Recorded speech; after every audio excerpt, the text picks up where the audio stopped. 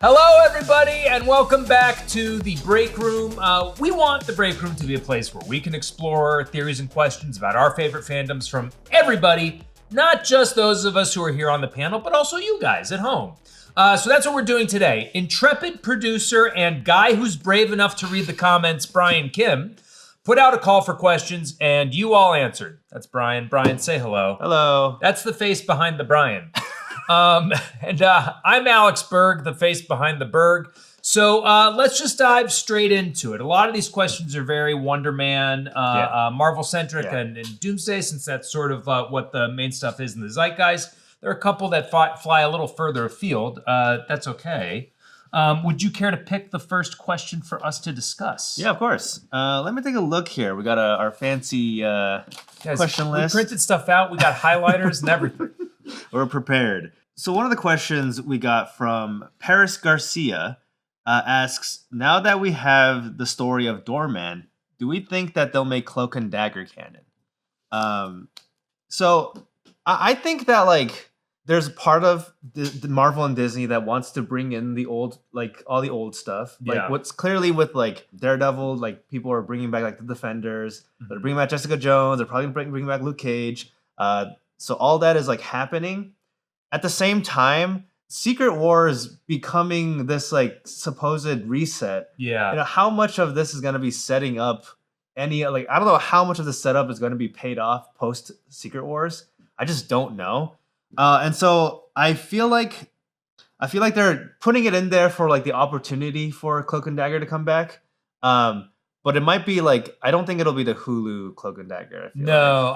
I think that, yeah, I agree with you. It's like, I don't think the Hulu Cloak and Dagger is going to get folded into the MCU. I think that, even going like, we've been doing Road to Doomsday over on New Rockstars, and like, Marvel's always been kind of like picky and choosy about when the MCU began. Yeah. Like, they were like, right.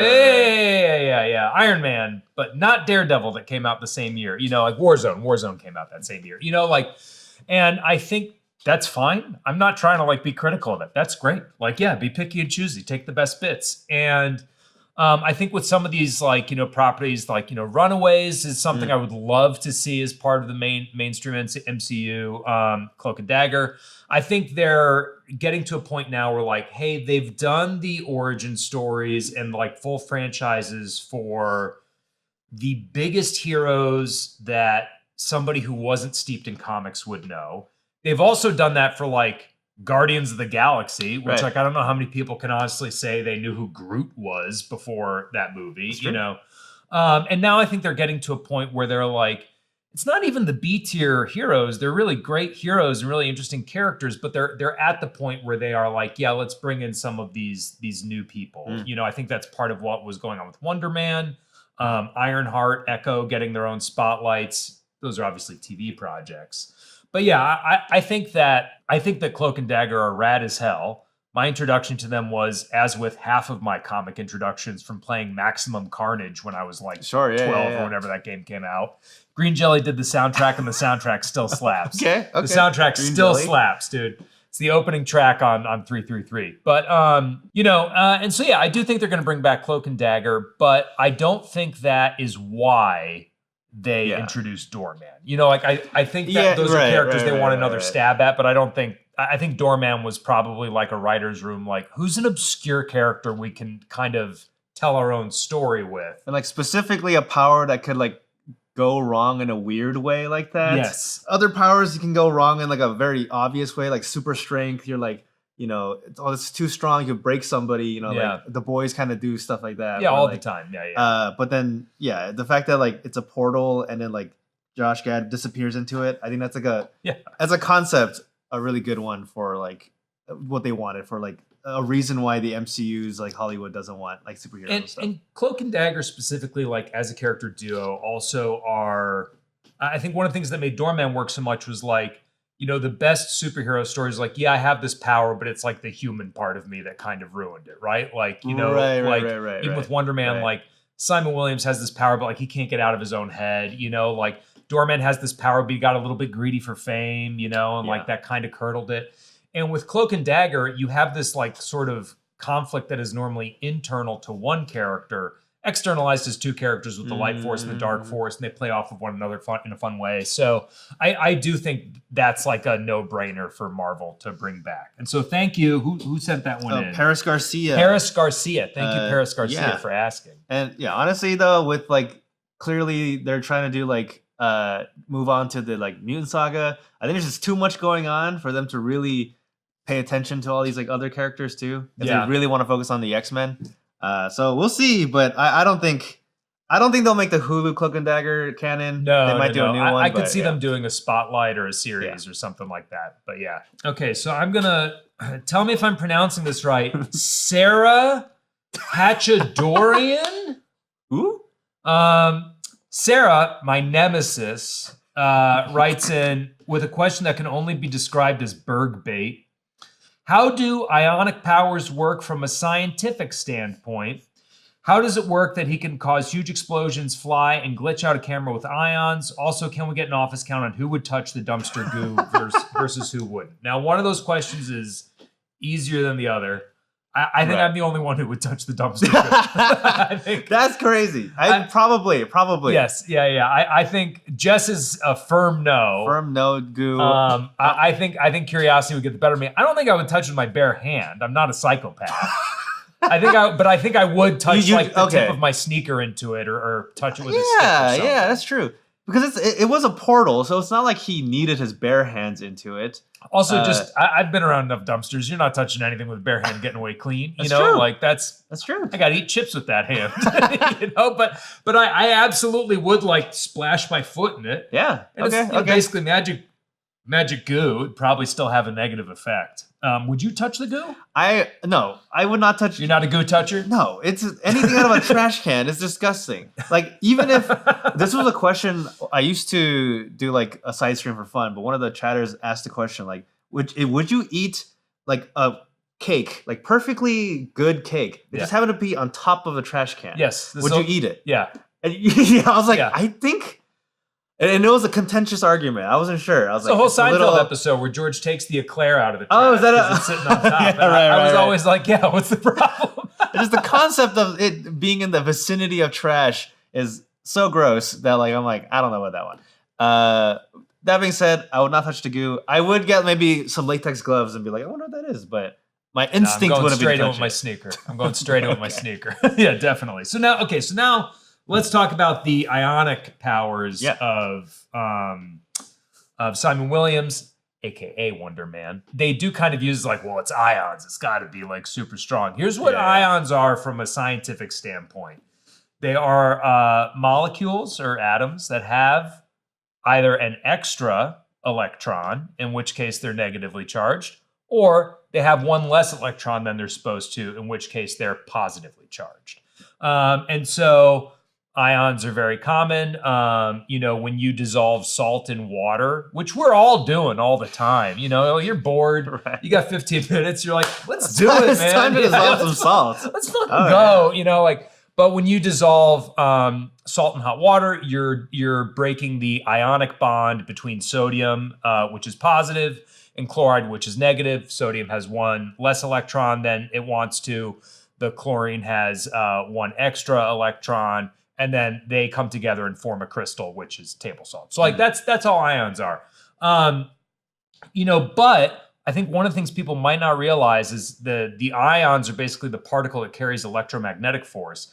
The electromagnetic force is most of what you experience when you walk around, right? Take your hand, put it on the table. Try to push through the table. All right. Now you'll notice how weak Brian is. I can't. I don't work out. But that's the electromagnetic force keeping your hand from going through the table. The electromagnetic force is what's specifically stopping me. You're feeling the repulsion between the collective interesting. The collective fields in the wood. Like that's what's actually causing the pushback. And because we all think of gravity as like the dominant force, right? Because you walk around, you're stuck on the planet, you're not flying off into the air. Gravity's like pretty weak, all things considered. You can break the force of gravity real easy. I'm not a strong guy. There, I just broke gravity. It won again in the end, as it will always. But the electromagnetic force is much, much stronger, and that's what's at the core of, in theory, what's at the core of Simon Williams' ionic powers. So when he's, glitching out a camera, yeah, that's super easy. A stream of ions would disrupt the magnetics in the computer circuits and like fry that sort of stuff. When he's flying, he's taking a little piece of the concrete you can see when he's breaking Trevor Slattery out of the DODC Supermax prison. He's like kind of like just sort of reversing the charge in this neat little circle around the concrete, and then just using more of that reverse charge to kind of like push off. That's rad as hell. There's some very mumbo jumbo-y line Cleary says in some ways like it changed all the ions and all the matter at the studio, and I'm like, okay, that's fine. Like I accept that. I got no problem with that. If I wanted something scientifically accurate, I wouldn't be watching like a TV show with superpowers and gods and extra dimensions in it and stuff. But so that's the thing, and I would say the huge explosions are like kind of releases of force, right? It's one of the very bedrock foundations of physics that energy can be neither created nor destroyed. It can only change form. An ionic bond represents a concentrated bit of energy. You break that bond, you release some energy, and that's how you could cause explosions and stuff. Okay. But yeah, that was my reading of what the ionic powers in Wonder Man were kind of coming down to. He's got those like little like electrically crackly charges he finally starts like figuring it out. Yeah. The way that they like depict it in the show is like there's like things flying around, and that could be like electrons maybe, just like I think the equivalent of like tiny lightning bolts, where it's like when you see a lightning bolt, it's because there's a charge differential between the ground and the clouds. The friction in the clouds strips loose electrons off of a lot of things, and the charge actually goes up from the positively charged Earth. It goes up, and then it comes back down. It's like it's reverse what you think. You think it's coming down from the clouds, but it's actually going up in a weird way. Yeah. Like, and then the charge goes up, and then the lightning comes down. I've seen it. I've seen it slowed down and explained. I think I've seen these videos too. Yeah, I'm gonna butcher it if I try to do it myself. But yeah, that's like ionic energy. It's basically just a big old flying thunderbolt. Right. You see thunderbolts fuck up all kinds of shit. I do think even though they use the term like ionic something, and there's like the scientific reasoning, I think just because like the original Simon Williams, like I think the way that they did ions was just like some scientific term of like some kind of energy. I mean, you can read interviews with the writers from back then and be like, we just chose a word. And so like it's fun to pick this stuff apart, but fundamentally, like to me, the most interesting stuff about Simon isn't like the exact nature of his power so much as the fact that he can't control it and then learns to. So I forgive all kinds of scientific fudgery and mumbo jumbo in these things if it serves the story. True. And it could just be functionally like energy, like any kind of form of energy that he's able to control. Exactly. Yes. And that's why he can destroy things. You heard it from the science guy. Boom. That means it's real. Boom. It's real. Okay, well, thank you, Sarah Hatchadorian. Thank you for sending in that question. Okay. All right. You're next. Okay. All right. Question from Matthew LaRoque. Saying, I love Wonder Man as a character piece, but not sure where this fits in the Marvel Universe. Do you think there are plans for him to appear in future MCU projects, or is this just a one and done? Great question, Matthew. I think if they were to do things in a way that I would like, it would not be a one and done. I think Simon Williams is such a fun character to like continue exploring. Yeah. It's a great opportunity for them to like do that. And if you guys watched the last video, we did some theories that he could potentially, in my opinion, could be a figure in the X-Men saga, the Mutant saga. But if we're outside of that theory crafting stuff and looking at it in a more meta view, I do think it's probably more likely a one and done than not. Yeah. I think he's just the fact that he was in the group of shows and stuff that was before all the like changes, like pre-Kang, post-Kang. He was part of that like pre-Kang stuff. And like the fact that they pivoted like hard away from that and had a new plan. Like they already like basically we're making this show anyway, so they had to release it. And they've already kind of said Wonder Man is like the last of that era of shows, which is, in my opinion, unfortunate. There were some really great shows from that era, but I think it does kind of back up your point. Yeah, exactly. So I think Wonder Man is probably maybe some cameos from like if we do a Shang-Chi 2, then he might show up because like Trevor Slattery as a character is now involved in that universe, and like they're friends, and he broke him out, and they're all in the West Coast. So like there's a world where that happens. But realistically speaking, I don't think he's definitely not. I don't think he's going to be in Doomsday for sure. No, I feel like none of the TV characters really are going to be in Doomsday. Doomsday already has enough heavy lifting to do, and like I agree that it was a great character piece, and I think that's one of the things that really it was character driven instead of plot driven. Sometimes that can be like a very thin distinction. For a show well outside of the MCU that's like very character driven, I would say Pluribus. There's a whole episode of Pluribus that's just Carol being miserable alone in Albuquerque. Like that's and I think this show felt more on that end of the spectrum than a lot of Marvel TV stuff does. And yeah, I did really love it, but because of that, right? Like the show wasn't setting up and paying off things that might tie into the broader, MCU. It was setting up and paying off things that really mattered to Simon Williams, his friendship with Trevor, like his career, his family. And that story's kind of been told. Like, does that mean that we've told all the stories with that character we can? No, and I think it was a fantastic performance and a great show. I would selfishly very much love to see more of it, but I don't know that beyond cameos we'll get anything in the next 4 years at least. I feel like we have enough of a horizon on Marvel's projects in the next 4 years to be able to pretty confidently say probably not, unless there's like a major subscriber uptick for Disney from this show. True. So things can change, but that certainly seems like how it feels for the time being. 100%. So it's a no from us. Not going to be in it. Not going to be in it. Final answer. There's a sort of a question that dovetails with Matthew LaRoque's question from Jord, Jord.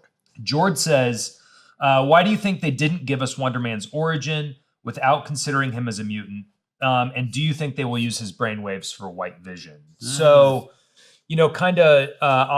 I'll answer this like in reverse, so sort of speaking to what you were just saying, I think they won't use him for White Vision because the timing of both of these shows got so thrown off by the strikes and such. And whereas I do think like these shows are kind of the end of an era, Marvel knows that like WandaVision, Agatha, and Vision Quest kind of exist as their own little trilogy. And I recognize that there is a history in the comics and a justification from a comics perspective for having a pretty significant relationship between Wonder Man and Vision.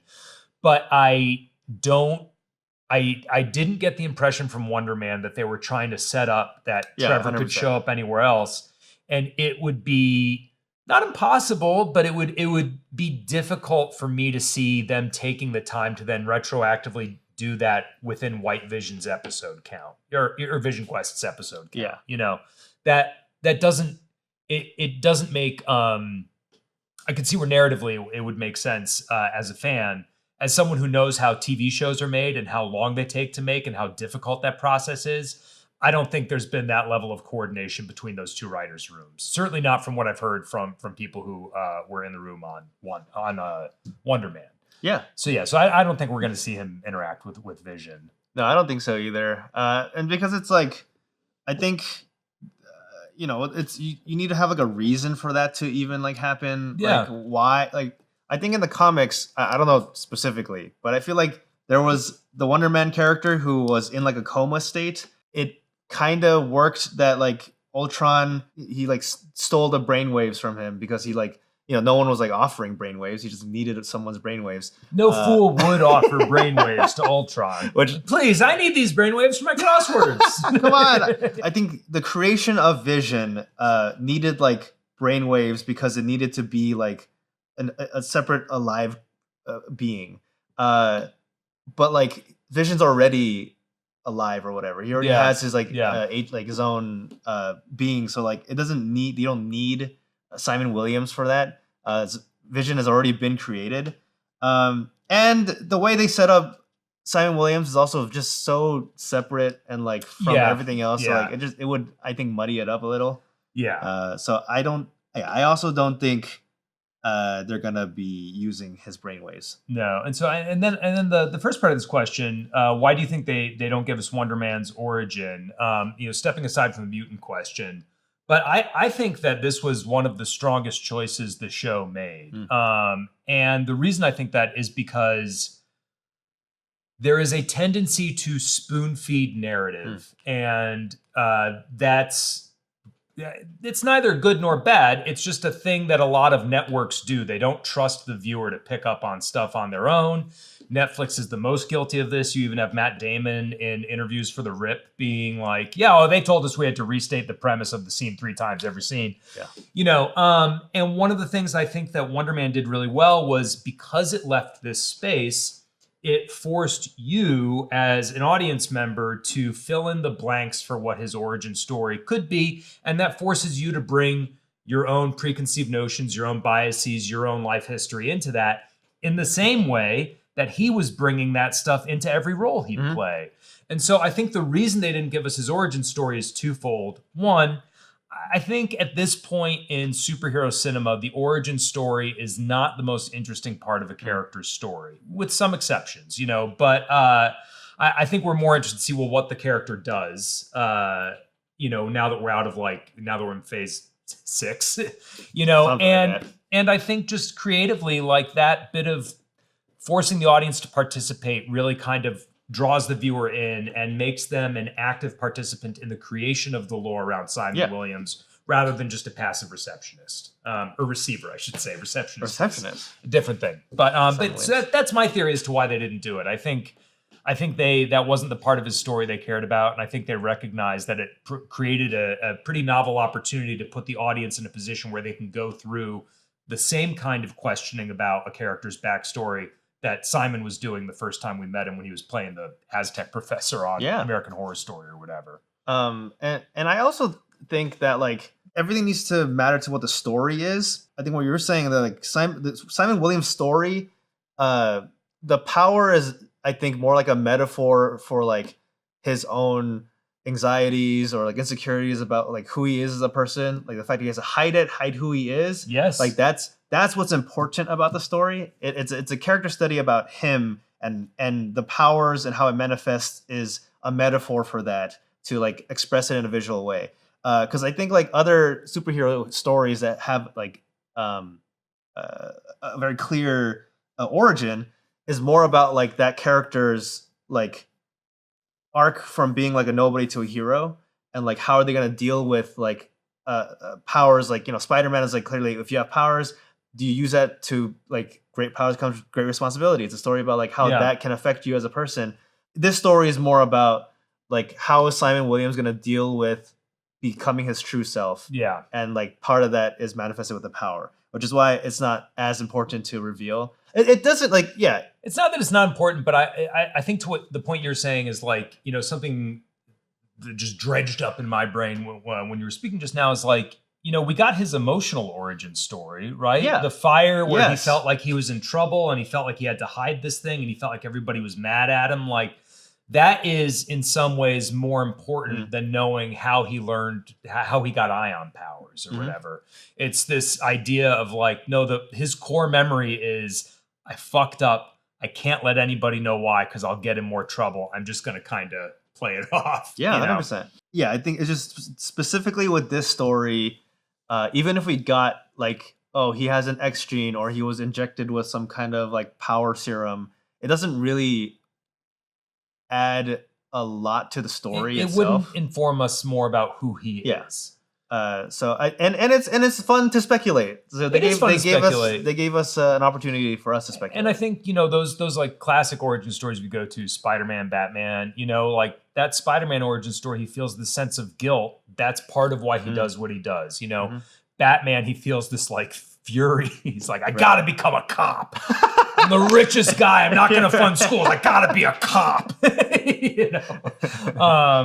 Have you seen Lego Batman? The movie, right? Yes. I have, but I don't remember much, but Will Arnett is the perfect Batman. He's so good. Dead parents. But anyways, and I think those emotional stories, the really good ones, have that kind of emotional component to it. I thought James Gunn did a really great job in Superman recently, being like, yeah, he came from Krypton. He gets his powers from the Yellow Sun. But really, what's kind of driving him is this like, hey, but Earth is my home. Mm-hmm. I never knew Krypton, and it turns out my parents were genocidal dicks. Like this is my chosen home, and they bookending the movie with, let's play the letter from your parents, let's play the video of his parents, and showing that growth and acceptance. I thought was really, really a great way to take an origin story that's like, yeah, he's an alien, and make it much more emotional. So I think we did get that emotional arc with Simon, but yeah, just not with where the powers. What grocery store of powers they came from. Yeah, 100%. Yeah. And at least towards the question about specifically considering him as a mutant, I think that's more like a meta thing where like, this can't be the first way we introduce like mutants into the MCU. Well, and I think Kamala Khan is canonically a mutant in the MCU. They did mention like she had a mutation and they played the sting. Yeah. But then I think because plans have shifted and they're gonna introduce things in a different way. Yes. They're like, all right, we can't do what we originally planned. That might just be like, no, that was a fun goof. we was goofing on mutants. I mean, she still might be a mutant. Probably still will be, but like, I think they just didn't want to touch that for the show. Well, great. Well, thank you, JORD, for the question. Brian, do you want to pick the next one? Yeah, let's do it. Weesra, SRA asks, what characters do you guys think will be kept, added, rebooted, or removed after the Secret Wars reset? Oh man, that's a big question. It is. It's a meaty question. It's a big question. I mean, I have thoughts. I don't want to cut you off. I started just speaking, but my kind of thing is we're still. I think Secret Wars is 2028, 2027. It's 2027. It's a year after. Yeah, so we got some time. A lot of things can change, and for as much as I genuinely believe that Feige and everyone else at Marvel does have a narrative vision, that narrative vision is ultimately kind of intertwined with business decisions that are being made. And those are being made by a bevy of entertainment lawyers and individual actors and changing priorities and all that sort of thing. So I think my not fun, but probably correct answer to who is going to be kept and who is going to be reset is who can they get for the price they're willing to pay. Now, creatively, I got stronger feelings on it. I think that the OG Avengers are going to be rebooted. And the reason I think that is because of Marvel doing this in comics with the Ultimates line during the aughts. I think they want to be like, hey, you know what?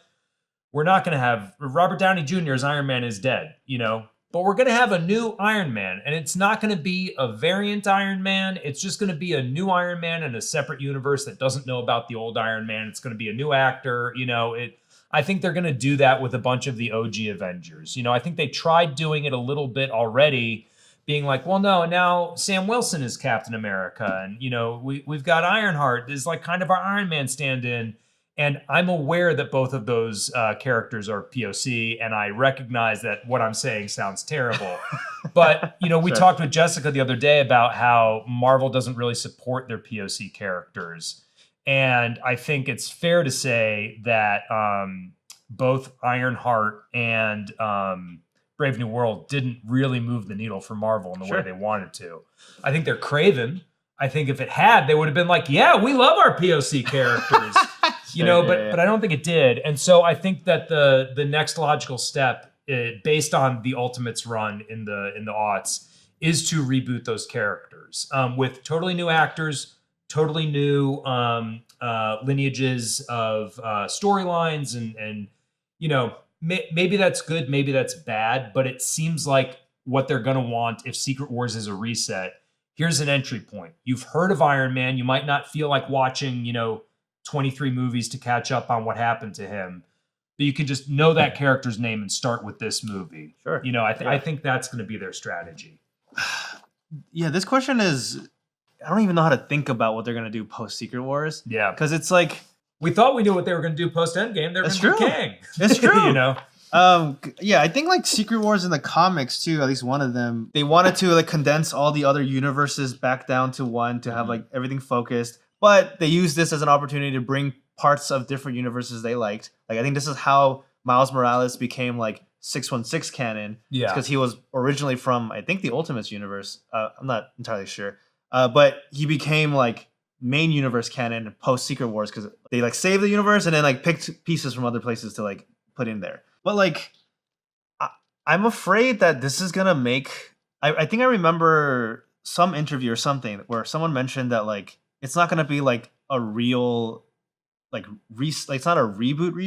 Mm-hmm. It's still technically the same like universe, yeah, similar to the comics, but like it's post whatever reset happens, like that history has existed, but now it's like a new world. But I'm like, is that going to be even more confusing? For me, this was part of what I loved about reading the Ultimates, particularly Brian Michael Bendis' Spider-Man run in Ultimate Spider-Man is phenomenal. And the first like half dozen trades of Ultimate Fantastic Four are also great. You know, sure, yeah. As someone who got into, I read a lot of comics when I was younger, but my only place I could get comics was a local comic and old coin collectible shop. Oh, okay. And so you couldn't read runs. You'd be like, well, they have this one random issue sure. of Fantastic Four, and I guess I'll read Savage Dragon this week. It was always that. And so I always felt like I missed out when I was younger on some of these broader arcing things. And then it wasn't until I moved to LA and started going to places like Golden Apple or Nerd Melt, Mini Melt, Secret Headquarters, where I was able to really start like chugging through trades. But at that point, it was very daunting to be like, well, I loved the Fantastic Four as a kid. How do I catch up on that now? Yeah. And that was part of the motivation behind it with Marvel. They had a very similar kind of like, hey, let's cut out the homework sort of philosophy in print back then. And so I could see them going, hey, that worked pretty well for us. Let's try it again. I don't know. That said, it is very difficult. Again, going back to like, at the end of the day, they are craven business people. They will do whatever they need to do to make money. It is difficult to see how you walk away from one of the most successful, absolutely culturally domineering, not even franchise. It's not even fair to call the MCU a franchise. It's a set of franchises. Right. When you go look on Box Office Mojo, like what franchises have the most movies, the only one that comes close is James Bond. And it's because they just had a new James Bond every decade for 50 years, and then Star Trek kind of comes close with the amount of movies, but still nowhere near what Marvel has put out. And I wouldn't fault anybody for being like, I don't know, we got a good thing going. Why would we reboot it? But yeah, I want there to be an entry point for new people. I want new people to feel accessible to this thing because it's so fun. A reset is both welcome and I think they have to. Yeah. And in the business sense, they want to bring back Iron Man. They want to make Iron Man merch. They want to bring back Steve Rogers. They want to do all that stuff. They want to be able to use the same t-shirt designs. Exactly. They want to recycle, reuse. And those are the ones that made money. They've got infrastructure built in California. They have Avengers Campus down at California Adventure. Like they want that to still be valid. 100%. They just want it to be accessible to a new generation. Yeah. And so I think I'm on agree. Like I agree that like they're probably going to reboot like the entire OG Avengers with a new cast. And you know what, that does make me excited because I do think some of the like stuff with Doomsday that like kind of rubbed people the wrong way was that like it was so heavily OG Avengers focused that we're like, are we really like not giving up on the OG Avengers? Like, can we get the new guys in? But when they reset, it's good. They're gonna have to be a new set of team or a new set of people. I also think that in terms of like characters being removed, man, I don't know. I think the problem is they're still doing a lot of setup stuff in like right now. Like even with like things like Wonder Man, like that you set up an entire character and like future that he could have. like the Spider-Man series is still like, you know, the way we treated the first 3 Spider-Man movies were like, it was kind of like a 3-part origin. Yeah, they kind of feel like their own little trilogy. Yeah. And then there's like the new era of like Tom Holland Spider-Man, when now he's like on his own. But like the opportunity to explore that might like be cut if he's like rebooted into the new post-Secret Wars. Well, he's Sony, so that's going to be its whole own. Sure, that's true. That's true. That's going to be a whole different thing. Yeah. There's just so much to think about. Like, yeah, and I think one of the things again from like doing Road to Doomsday is you go like so many of these creative decisions are driven by like really arcane and Byzantine behind the scenes business conversations, and we won't get clarity on those maybe ever. You know, it could be the case that all of a sudden Karen Gillan's in a movie that blows up, and then they're like, "We're doing a Nebula 4-parter," which great, huzzah for Karen Gillan. But like that's the kind of stuff that goes into decision making that it's so far away, it's hard to say. Well, thank you. Who was that? That was Wisra. There was a question to that. I kind of wanted to follow up from Marty Effin Vickers that I feel bounces naturally off of Wisra's question. What other projects, characters would y'all like to see in the spotlight? I feel like they can do all kinds of emotionally focused stories in this limited format with mutants as the subject. Now, I have to confess to something very stupid. Is Brian sent me all these questions yesterday, and I read through them, and I was like, these are the ones I'm excited to talk about, and when I was thinking about spotlight stuff, I had all these great answers, and then literally while we were sitting here, I realized they were all Vertigo imprints, which is a DC thing. I see. Like, yes, would I love to see Fables get like a bunch of like one-offs? Would I love to see Bigby Wolf and Jack of Fables and like, the whole Geppetto arc like done really well for TV? Yes, I would, but apparently that would be an HBO concern. True. But one of my favorite trades, one of my favorite arcs I've read is Spider-Man Reign, which is kind of like Spider-Man's, it's sort of Logan, but for Spider-Man, if that makes sense. Okay. Like, Spider-Man's old. He's grieving Old the people Peter. he's lost. He's like, still kind of fighting crime, but his like heart's not really in it anymore. They already tried to do Kraven's Last Hunt, which I think in the comics is brilliant. It's literally just a comic story about Spider-Man learning to fear death. But I would love to see them use Spotlight almost as an Elseworlds type thing, where it's like, hey, here's a story we can't really tell in continuity because Tom Holland's not going to be 70 for another 2,000 years. Right. But I think using Spotlight as an Elseworlds thing would be really, really satisfying, and I would love to see that. Yeah, I think so too. Any opportunity for Marvel to tell Elseworld stories, I think would be a good one. Yeah. Because as I've kind of mentioned it in the previous episode, but like as cool as the interconnected universe is, it also is a bit limiting in what kinds of stories you can tell because it has to connect to the greater world. I think the fact that DC has like the Batman like Elseworld that's like separate from the main DCU, I think is really cool. Yeah, the types of like gritty storytelling that you can tell in specifically that kind of Batman would be different than a Batman in a DCU.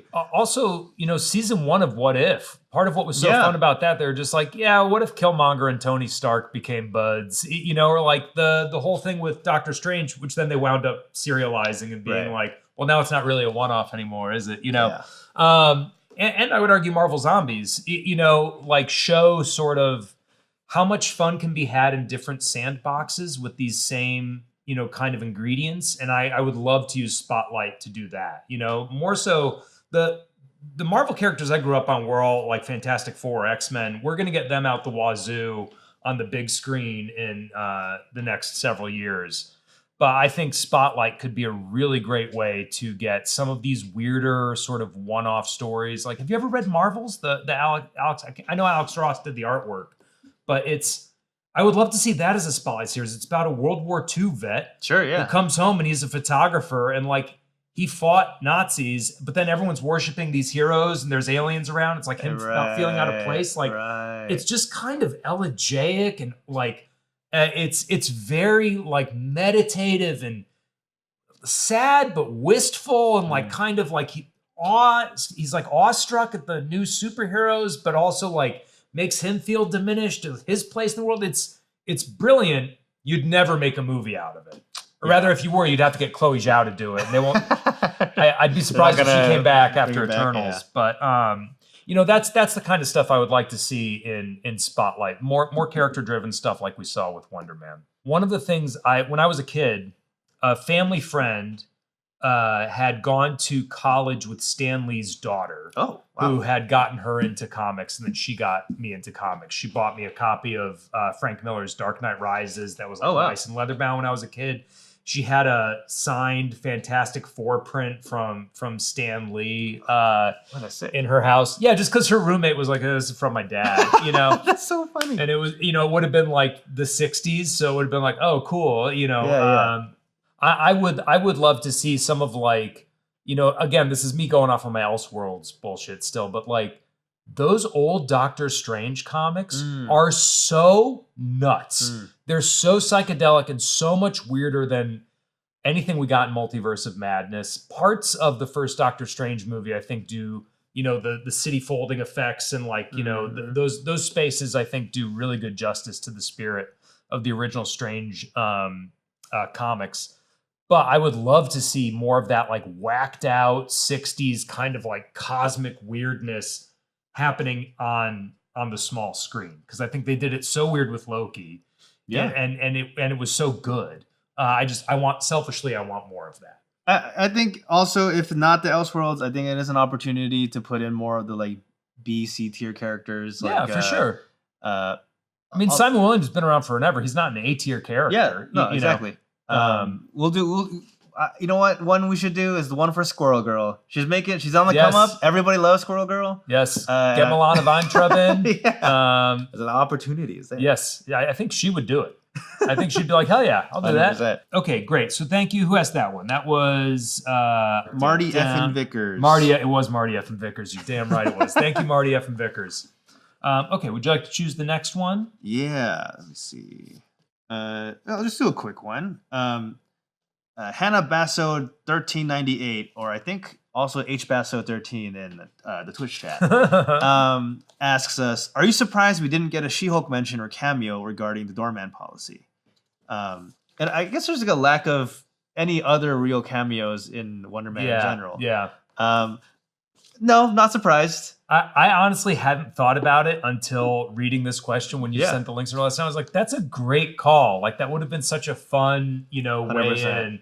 It wasn't the cameos and the interconnection wasn't what that story was about, but it does feel like such, like gen bait. 100%. To be like, no, this is an exclusionary policy. Like this can't be in paper on all movies. You kidding me? True. It would be cool. Like a lot of things, all these things would be cool. But no, I'm not surprised she wasn't in Doorman or even mentioned even because like any other cameo other than like the fact that Trevor Slattery was like a character, I think it's just like a fun. Like he was kind of like a nothing character in the other movies, besides like a comic relief that like it worked in this one to like build him up as a character.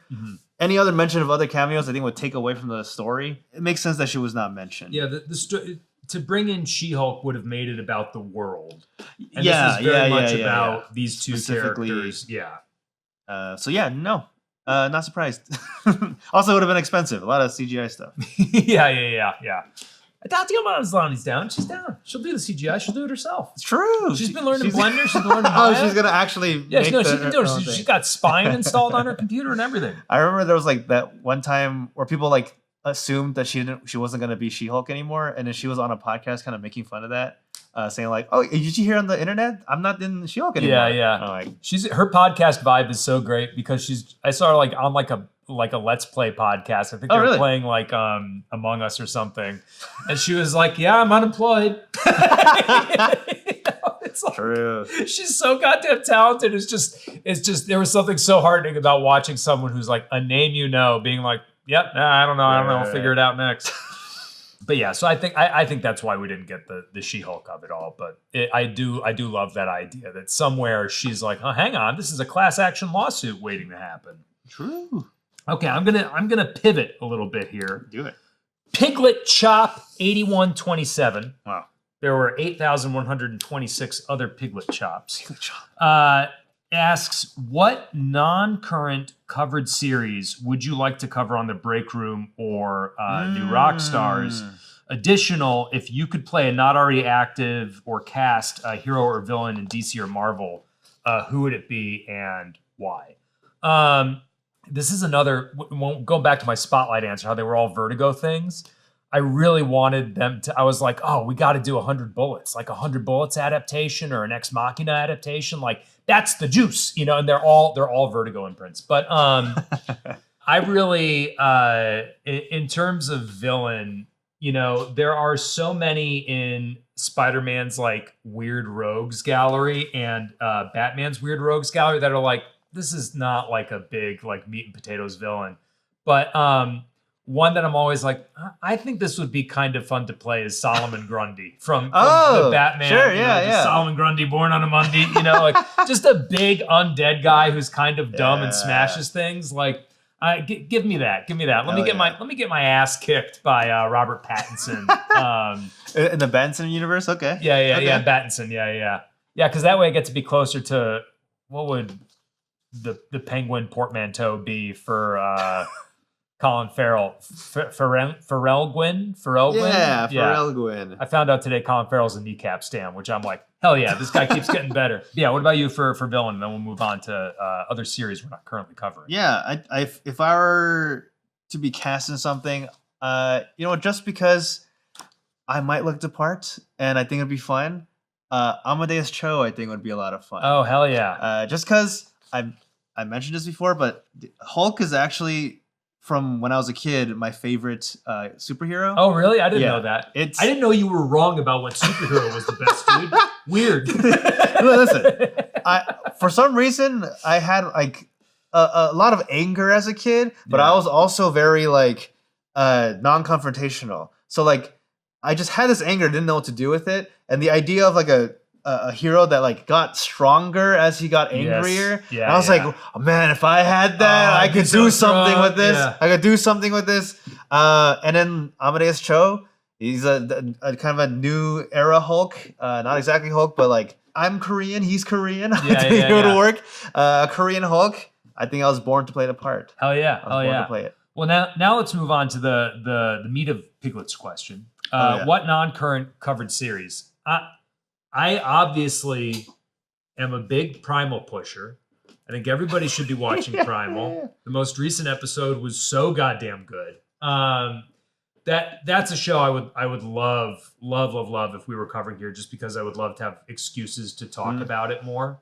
And then I really, part of me kind of is like, can we go rewatch like Sopranos and Breaking Bad and Mad Men and like the golden Better Call Saul, like the golden age of prestige TV. I recently rewatched Breaking Bad and Better Call Saul and Sopranos, and I'm gonna watch Mad Men this year. But those shows for me were coming out at a time when I was trying to figure out what I wanted to do in the industry, and TV was trying to figure out what it could do that movies couldn't do, and those shows were so groundbreaking, and so they set the bar in so many ways.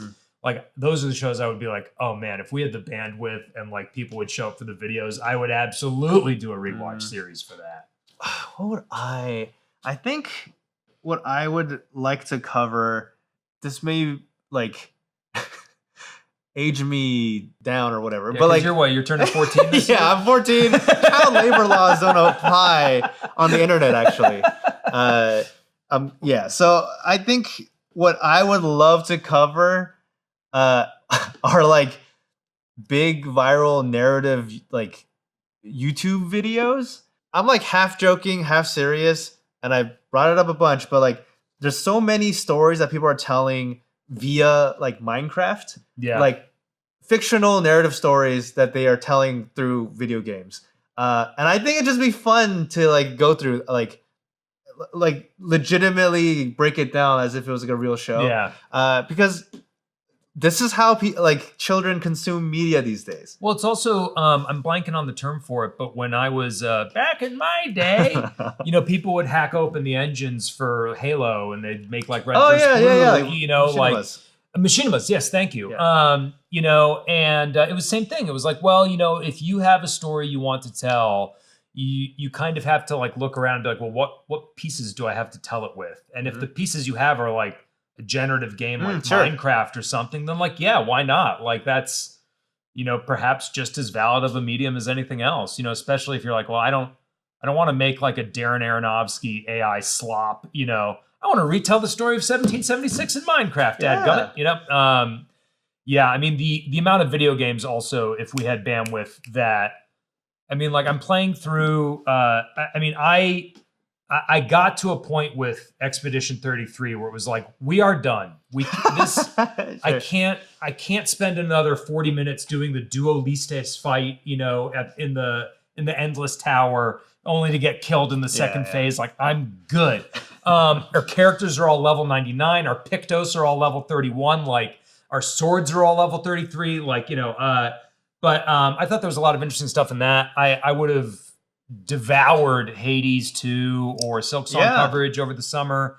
I'm currently playing through Mio, Memories in Orbit, which is really, it's kind of surprising me how fascinating it is. I just, I picked it up because I saw like people were giving it positive reviews. It was on Game Pass. And I was like, yeah, I'll check it out.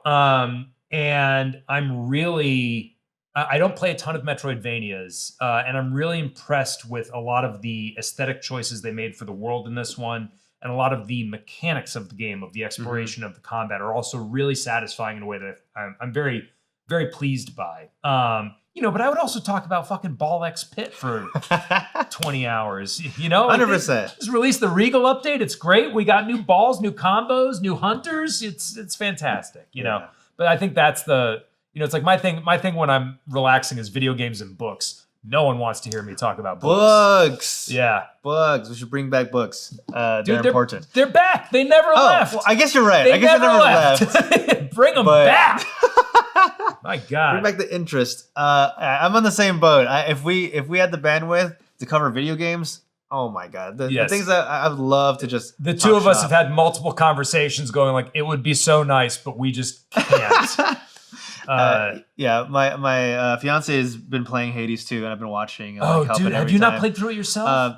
I'm like every once in a while I'll like take a controller, but it's mostly like her run. I was like, I'll just let you play. Yeah, that's fair. But I think she like beat the main story. We got to the credits. Oh yeah. And there's a lot of stuff we can like talk about and break down, like especially what the there was like a original ending and a post-patch ending. I don't know if you knew, like people are really upset about the original ending. People get very upset about endings in video games. That's true. I feel like after Mass Effect 3, everyone was like, and now it's okay if we're miserable to the writers. It's like, That's fair. Yeah. It's like, I also didn't think the ending of Mass Effect 3 was fantastic, but like, chill out. Just play Mass Effect 2 again, But it was to a point where they actually wrote a new ending and changed everything. And I think that's fascinating and would be fun to talk about. Yes, it is weird that video games aren't static like they used to be. True, anymore, And I remember thinking that with music, like, I have not listened to Kanye West in a long time. But that was not true when Life of Pablo was coming out, And when Life of Pablo came out, it was like,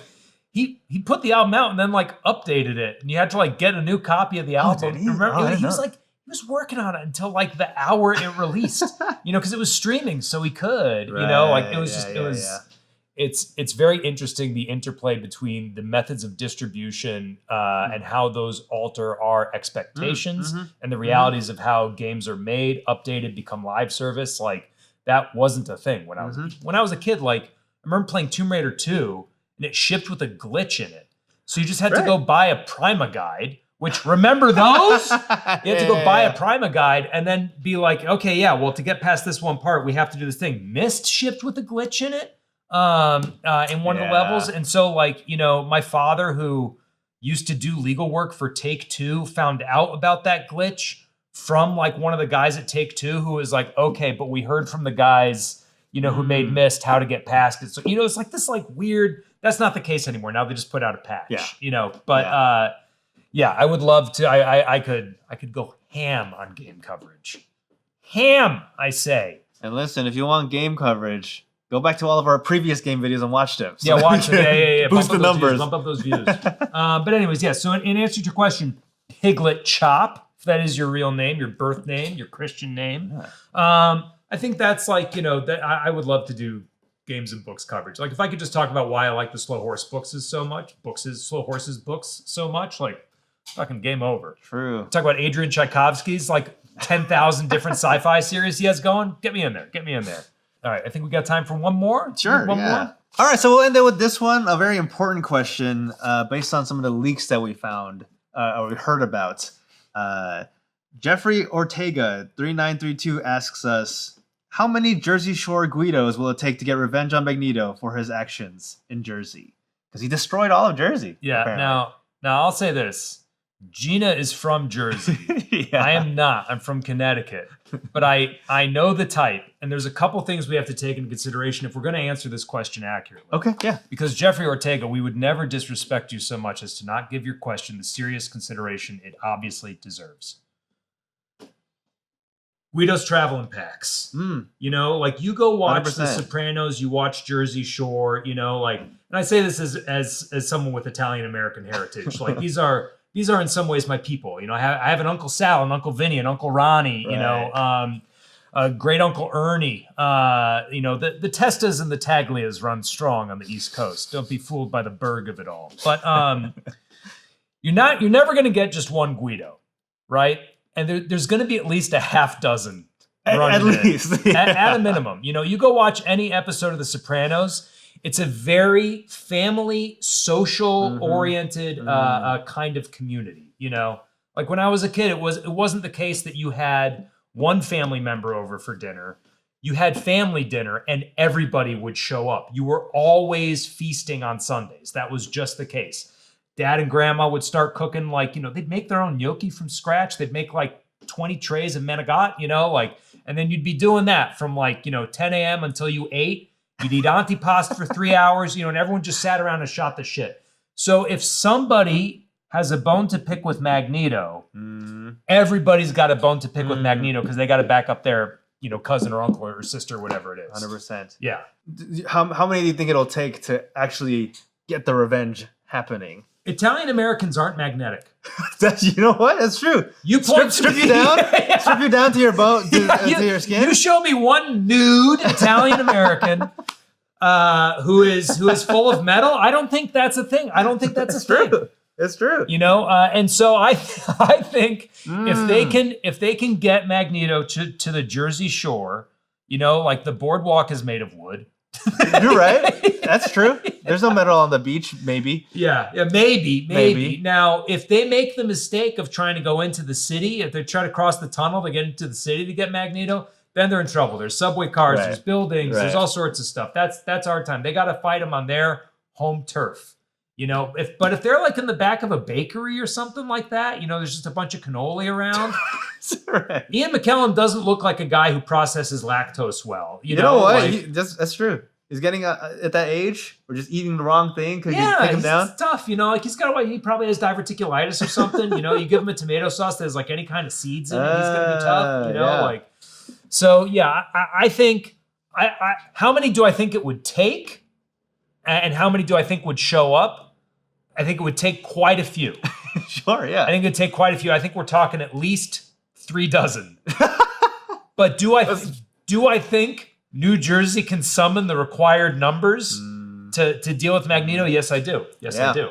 Yeah. I have to agree. I think you're right. It's all about family. I think if one person's mad and messed up about it, he's gonna get his family to get together, and they're all gonna get connected, and it's gonna be every Guido is gonna go try to get Magneto. The stories my uncles have about growing up at a Catholic school and this is also I grew up in southwestern Connecticut. My neck of the woods was not rough and tumble, nor were the necks of the woods my uncles grew up in.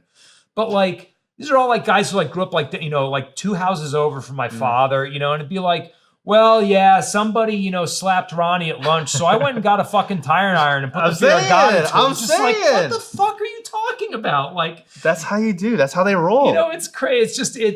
And not even that he beat the guy with a tire iron, just that he was prepared to. Yeah. And that guy knew it, which is why it was terrifying. It's like, so again, tire iron, then you're playing right into Magneto's hands. Right.